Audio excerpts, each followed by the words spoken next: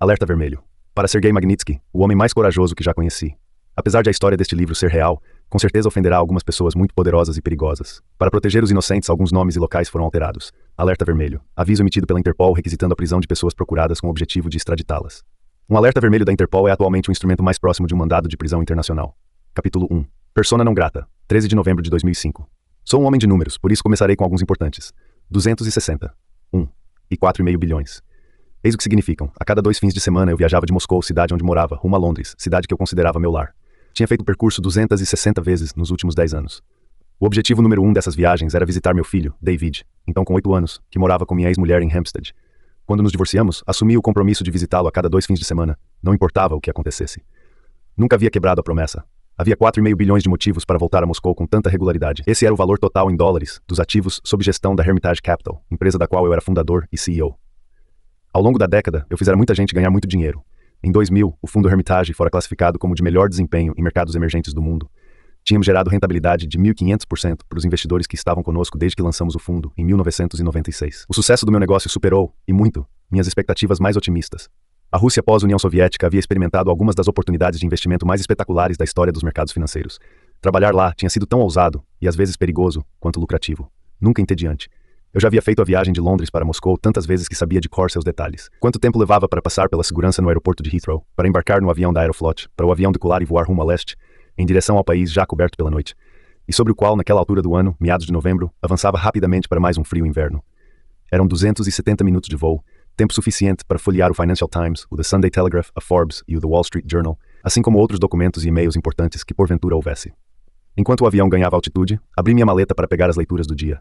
Junto com os documentos, jornais e revistas, havia uma pequena pasta de couro que continha $7.500 em notas de 100. Com elas eu teria maiores chances de conseguir embarcar naquele mítico último voo saindo de Moscou, como fizeram os poucos que, por um triz, conseguiram fugir de Phnom Penh ou Saigon antes que seus países cedessem ao caos e à ruína. Mas eu não estava fugindo de Moscou. Estava voltando para lá, voltando para o trabalho. E por isso precisava me inteirar das notícias do fim de semana. Um artigo da Forbes que li no fim do voo chamou minha atenção. Era sobre um sino-americano chamado Jude Shaw, que como eu tinha feito MBA em Stanford. Ele estudara na escola de administração poucos anos depois de mim. Eu não o conhecia, mas também como eu, ele era um homem de negócios bem-sucedido em terras estrangeiras. No caso dele, a China. Shaw entrou em rota de colisão com algumas autoridades corruptas da China. Em abril de 1998, foi preso ao se negar a pagar $60 mil de propina a um fiscal de impostos de Xangai. Shaw acabou condenado com base em provas falsas forjadas para incriminá-lo e sentenciado a 16 anos de prisão. Alguns ex-alunos de Stanford chegaram a organizar uma campanha para fazer lobby por sua libertação, mas não tiveram êxito.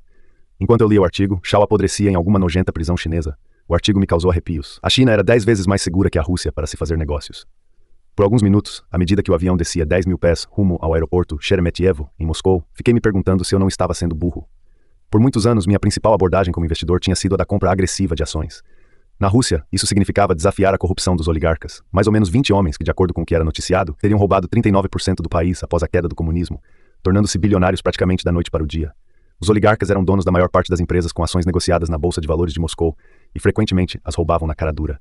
Eu tinha vencido a maioria das batalhas contra eles, mas embora tenha trazido sucesso para o meu fundo, minha estratégia também trouxe muitos inimigos. Ao terminar de ler o artigo sobre Shaw, pensei, talvez eu devesse sossegar um pouco. Tenho muitas coisas para cuidar nesta vida. Além de David, eu também tinha Helena, minha nova esposa, que morava em Londres. Ela era russa, linda, incrivelmente inteligente e estava nos últimos meses de gravidez do nosso primeiro filho.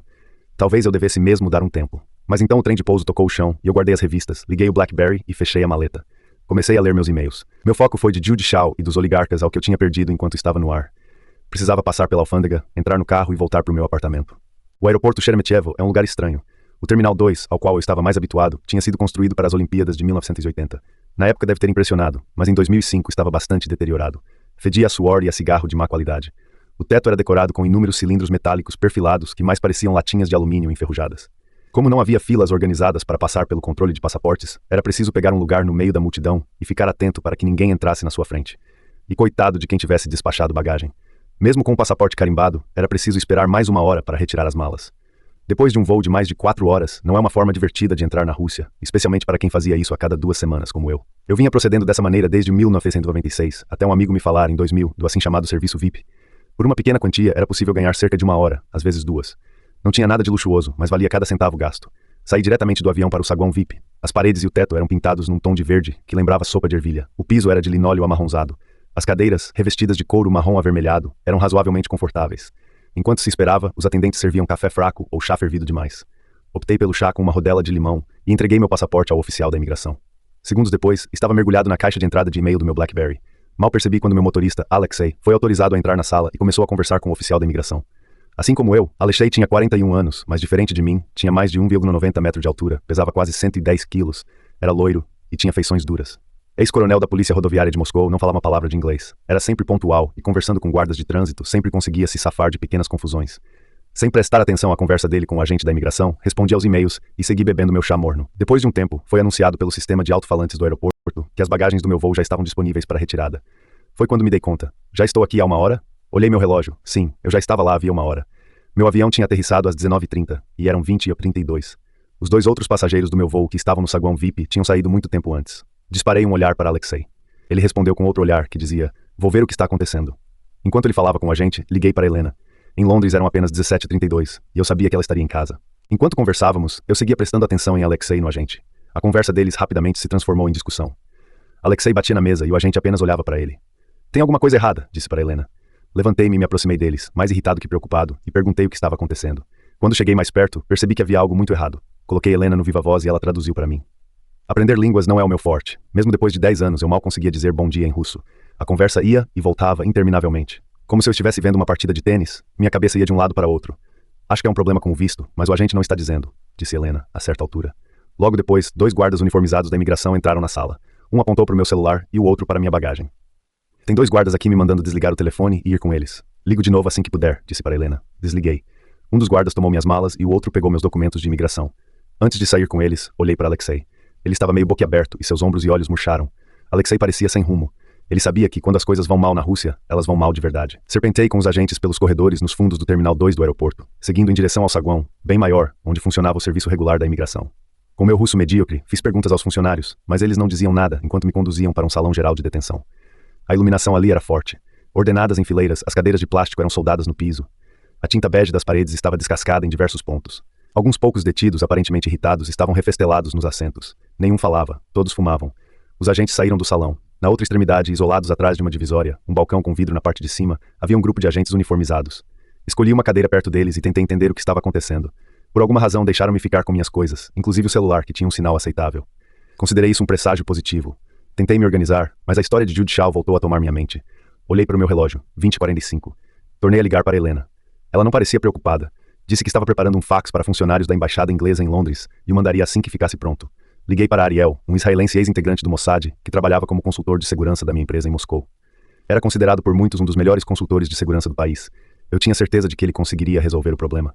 Surpreso com o que estava acontecendo, ele disse que faria algumas ligações e entraria em contato comigo. Por volta das 22h30, liguei para a embaixada britânica e falei com um homem chamado Chris Bowers, da seção consular. Ele já tinha recebido o fax de Helena e estava a par da minha situação, ou pelo menos sabia tanto quanto eu. Bowers conferiu minuciosamente todos os meus dados, data de nascimento, número de passaporte, data de emissão do meu visto, tudo, e disse que por ser domingo à noite, ele provavelmente não conseguiria fazer muita coisa, mas mesmo assim tentaria. Antes de desligar, perguntou: "Sr. Browder, eles lhe deram algo para comer ou beber?" "Não", respondi. Ele emitiu um som qualquer e eu agradeci antes de desligar. Tentei achar uma posição confortável na cadeira de plástico, mas não consegui. O tempo se arrastava. Levantei-me, caminhei de um lado para outro imerso em uma nuvem de fumaça de cigarro. Tentei não encarar o olhar vazio dos outros homens detidos ali. Chequei meus e-mails, liguei para Ariel, mas ele não atendeu. Caminhei até a divisória de vidro e usei meu russo precário para falar com os guardas, mas fui ignorado. Eu não era nada para eles. Pior, eu já era um prisioneiro. Vale lembrar que na Rússia não há respeito pelo indivíduo, nem por seus direitos. Pessoas podem ser sacrificadas em nome do Estado, usadas como escudo, moeda de troca, ou até simplesmente como ração. Se for necessário, qualquer um pode ser eliminado. Uma famosa expressão de Stalin resume bem a questão. Sem homem, sem problema. Foi nesse instante que Jude Shaw, do artigo da Forbes, voltou a atormentar minha consciência. Será que eu deveria ter sido mais cuidadoso no passado? Eu estava tão habituado a enfrentar autoridades e oligarcas russos corruptos que me acostumara com a possibilidade de que, caso realmente interessasse alguém, eu também poderia desaparecer. Balancei a cabeça tentando expulsar Shaw dos meus pensamentos. Voltei aos guardas para tentar tirar deles alguma coisa, qualquer coisa, mas foi inútil. Retornei à minha cadeira e liguei de novo para Ariel. Dessa vez ele atendeu. "O que está acontecendo, Ariel?" "Conversei com várias pessoas e ninguém está dizendo nada." "O que significa ninguém está dizendo nada?" "Significa que ninguém está dizendo nada." "Me desculpe, Bill, preciso de mais tempo." "É domingo à noite. Ninguém está disponível." "Tudo bem, me avise assim que souber de alguma coisa." "Aviso, sim." Desligamos. Tornei a ligar para a embaixada. Tampouco eles haviam feito qualquer progresso. Estavam sendo enrolados, ou eu ainda não estava no sistema, ou ambos. Antes de desligar, o cônsul perguntou de novo: "Eles lhe deram alguma coisa para comer ou beber?" "Não", repeti. Eu tinha a impressão de que se tratava de uma pergunta totalmente sem importância, mas certamente não era o que Chris Bowers pensava. Ele deve ter vivido esse tipo de situação antes, e ocorreu-me que não oferecer comida nem água parecia uma típica estratégia russa. O salão se encheu com mais detidos quando passou da meia-noite. Eram todos homens, e todos pareciam vir de repúblicas da antiga União Soviética, georgianos, azerbaijanos, cazaques, armênios. Sua bagagem, quando tinham alguma, eram simples bolsas de lona ou estranhas sacolas de nylon gigantes remendadas com fita adesiva. Todos fumavam sem parar. Alguns falavam sussurrando. Nenhum demonstrava qualquer tipo de emoção ou preocupação. Eles faziam tanto esforço para me notar quanto os guardas, embora eu ali fosse claramente um peixe fora d'água, nervoso, de blazer azul com Blackberry e mala preta com rodinhas. Liguei de novo para Helena. Conseguiu alguma coisa? Ela suspirou do outro lado da linha. Não, e você? Nada. Ela deve ter percebido a preocupação na minha voz. Vai dar tudo certo, Bill. Se for apenas um problema com o visto, amanhã você estará aqui de volta para resolver tudo. Tenho certeza, disse ela. A tranquilidade dela me ajudou. Eu sei. Olhei meu relógio. Eram 22h30 na Inglaterra. Vai dormir, meu bem. Você e o bebê precisam descansar. Ok. Te ligo assim que tiver alguma informação. Eu também. Boa noite. Amo você, acrescentei. Mas ela já havia desligado. Uma faísca de dúvida me passou pela cabeça. E se não fosse apenas um problema com o visto, será que eu veria a Helena de novo? Será que eu um dia conheceria nosso filho que ainda nem tinha nascido? Será que eu voltaria a ver meu filho David? Enquanto tentava espantar esses pensamentos tão sômbrios, tentei me acomodar, deitando-me no assento rígido de várias cadeiras e usando meu paletó como travesseiro, mas as cadeiras eram projetadas para impedir que as pessoas dormissem nelas. Além disso, eu estava cercado por um monte de sujeitos mal encarados. Como é que eu conseguiria cochilar rodeado por figuras assim? Não conseguiria. Sentei-me e comecei a digitar no BlackBerry, fazendo listas de pessoas que conhecera ao longo dos anos na Rússia, na Grã-Bretanha e nos Estados Unidos que poderiam me ajudar. Políticos, homens de negócios, repórteres. Chris Bowers me ligou uma última vez antes do fim do seu turno na embaixada e me garantiu que a pessoa que ficaria no seu lugar seria informada em detalhes sobre a situação. Voltou a perguntar se me haviam oferecido comida ou bebida. Respondi que não. Ele pediu desculpas, embora não houvesse nada que pudesse fazer. Ele claramente estava mantendo um registro de possíveis maus-tratos caso viesse a precisar. Depois que desligamos, pensei, merda. Àquela altura já eram 2 ou 3 da manhã. Desliguei meu BlackBerry para economizar bateria e novamente tentei dormir. Tirei uma camisa da mala, joguei sobre os olhos e engoli a seco 2 comprimidos porque tinha começado a sentir dor de cabeça. Tentei me esquecer de tudo e me convencer de que no dia seguinte eu iria embora. Era só um problema com meu visto. De qualquer jeito, eu iria embora da Rússia. Depois de um tempo, adormeci. Acordei por volta das 6h30, quando chegou uma nova leva de detidos. Mais do mesmo. Ninguém como eu. Mais cigarros, mais cochichos. O nível do fedor de suor aumentara drasticamente. Senti um gosto horrível na boca e pela primeira vez percebi que estava com muita sede. Chris Bowers tinha razão de me perguntar se tinham me oferecido algo para comer ou beber. Estávamos autorizados a usar um banheiro mal cheiroso, mas aqueles desgraçados deveriam nos ter dado comida e água. Apesar disso, eu tinha acordado me sentindo confiante de que tudo não passava de um mal-entendido burocrático. Liguei para Ariel. Ele ainda não tinha compreendido o que estava acontecendo, mas disse que o próximo voo para Londres partiria às 11h15. Havia apenas as seguintes alternativas para mim. Eu seria preso ou seria deportado. Então procurei me convencer de que estaria naquele voo. Fiz de tudo para me manter ocupado e respondi alguns e-mails como se fosse um dia normal de trabalho. Falei com a embaixada e o cônsul de plantão me garantiu que, assim que começasse o expediente nos diferentes órgãos, ele cuidaria do meu caso. Juntei minhas coisas e tentei falar com os guardas mais uma vez. Pedi a eles meu passaporte, mas eles continuaram me ignorando. Era como se aquela fosse a única função deles, permanecer sentados atrás do vidro e ignorar todos os detidos. Fiquei andando de um lado para outro, 9h, 9h15, 9h24, 9h37. Meu nervosismo aumentava cada vez mais. Queria ligar para Helena, mas ainda era muito cedo em Londres. Telefonei para Ariel, mas ele ainda não tinha nada a dizer. Parei de fazer ligações. Às 10h30, eu estava esmurrando o vidro e os guardas ainda me ignoravam com o mais impecável profissionalismo. Helena ligou. Dessa vez ela não conseguiu me acalmar. Prometeu que daríamos um jeito naquilo, mas eu estava começando a acreditar que já não importava mais. Agora a imagem de Judy Shaw era uma ameaça iminente na minha cabeça. 10h45. Comecei a realmente entrar em pânico. Como posso ter sido tão burro? O que leva um sujeito comum do sul de Chicago a acreditar que pode enfrentar e derrotar uma série de oligarcas russos? Burro, burro, burro. Bill, seu burro pretensioso. Seu burro pretensioso de uma figa. Vou ficar preso numa penitenciária russa. Vou ficar preso numa penitenciária russa. Vou ficar preso numa penitenciária russa. 2 guardas de coturno romperam o salão adentro e caminharam resolutos em minha direção. Eles me seguraram pelos braços, reuniram minha bagagem e me tiraram do salão de detidos. Então me levaram pelos corredores e depois para um andar acima. Pronto, eu seria jogado em um camburão e levado embora. Mas de repente, eles abriram uma porta e entramos no terminal de desembarque, caminhando bem rápido. Meu coração batia disparado à medida que passávamos pelos portões e pelos olhares abobalhados dos passageiros. Por fim, chegamos ao portão de embarque do voo das 11h15 para Londres. Dali, fui escoltado até chegar ao avião e depois de atravessar a classe executiva, colocado no assento do meio na classe econômica. Os guardas não disseram uma única palavra. Colocaram minha bagagem no compartimento superior e foram embora sem me devolver meu passaporte. As pessoas a bordo se esforçavam para não ficar olhando, mas como evitar? Era impossível. Ignorei. Eu não estava preso numa penitenciária russa. Mandei uma mensagem de texto para Helena, avisando que estava a caminho de casa e que nos veríamos. Disse também que a amava. Decolamos. Quando ouvi o trem de pouso sendo recolhido para a fuselagem do avião, tive a maior sensação de alívio que já experimentara na vida. Ganhar e perder centenas de milhões de dólares não se comparava nem de longe com aquilo. Atingimos a altitude de cruzeiro e começaram a servir o almoço. Eu estava sem comer havia mais de 24 horas.